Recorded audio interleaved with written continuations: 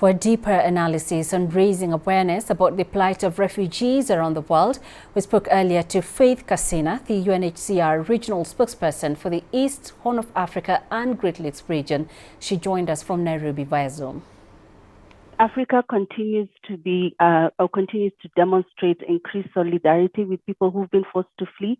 We're continuing to see more and more countries keeping their borders open for people who are seeking international protection and safety and humanitarian assistance. We continue to see also local communities themselves opening their homes and sharing the limited resources that they have with people forced to flee. Governments progressing policies that will further inclusion of refugees socially, economically, ensuring that refugees have similar opportunities to develop themselves, to support themselves, and ultimately develop the local economies and the development of their communities. Countries like Kenya, Uganda, Rwanda, Djibouti, Ethiopia, making great strides in ensuring that refugees are included is something that we need to recognize.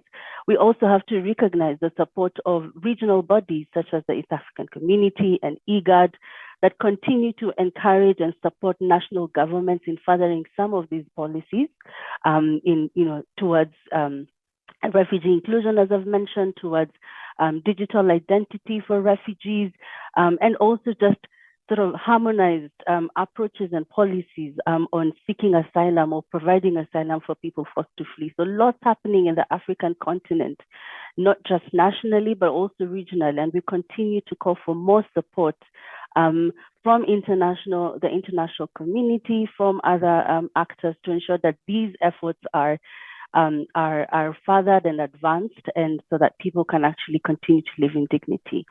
There's a really big space for the private sector and the development actors to come in really strongly and support the refugee response. As your reporting also earlier said, I mean, people who've been forced to flee, they're not looking to depend on humanitarian aid for the rest of their lives. They also want to find ways that they can support themselves. Refugees don't come empty-handed. They come with skills, they come with experiences and ideas that when harnessed can actually contribute significantly to the development of economies.